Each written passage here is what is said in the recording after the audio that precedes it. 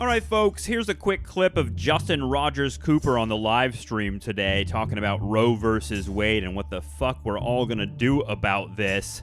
You can come check out our live streams every Wednesday on the Nostalgia Trap YouTube channel. We do them at 12:30 Pacific, 3:30 Eastern Time. And if you can't make that time, just join our Patreon. You can listen to these things whenever you want. Patreon.com/NostalgiaTrap. Enjoy this clip. In this context, here's the danger for me. As we all know, the governing party always loses the midterms with the exception of what, like 2002. And so it's the rule is you're going to lose. So now the question is lose on what margins? And of course, the Democrats have their own polls that say this will bring out suburban women in purple states and we won't lose Senate seats. And like there's an optimistic narrative there. My problem with that is all the polls nationally say the GOP are leading the Democrats in almost every single category, including traditional Democratic areas of strength like education. So if the GOP is just like leveling this, number one, it was already scary the GOP was doing this on the back of the big lie, meaning independents who are turning against Biden in large numbers by 2/3.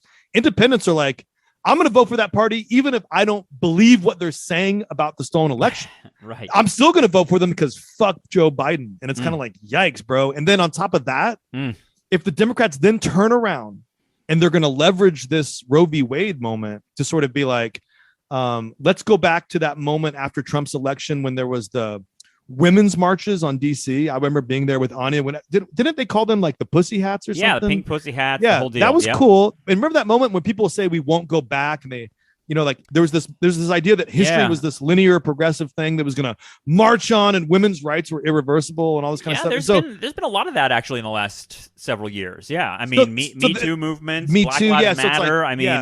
We won't go back. We won't go back. Right. Yeah. So, but everyone's being pulled back. I think the danger is if you tie the midterm elections to a referendum on the Supreme Court and Roe v. Wade and you lose because the economy has already overdetermined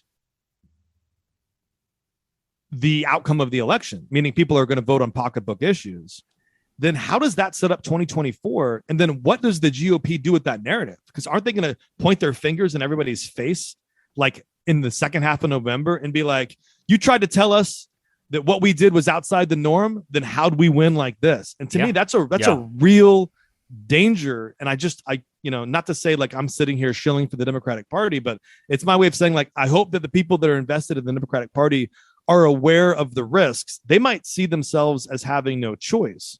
But I do hope they're aware of those risks. And I'm only relating it, not because I think that's inevitable, but because that frightens me, because it frightens me to think that the kind of like neo-fascist core that's at like the anchoring, the big lie part, the kind of Q core of the Republican Party, the idea that those people are going to be like laughing in my face, like in 6 months, like jumping around being like, we told you so, we got the power. Like the fact that those people that moment is coming. Get ready for it. After this, to me, that's like in terms of like not being surprised now because I was grieving for it years ago. Right. I'm grieving now for that moment in the future because that is an emboldening moment. And when you melt those people into like the Christian conservatives who have been designing this policy since before Ronald Reagan, the meeting of those minds is genuinely,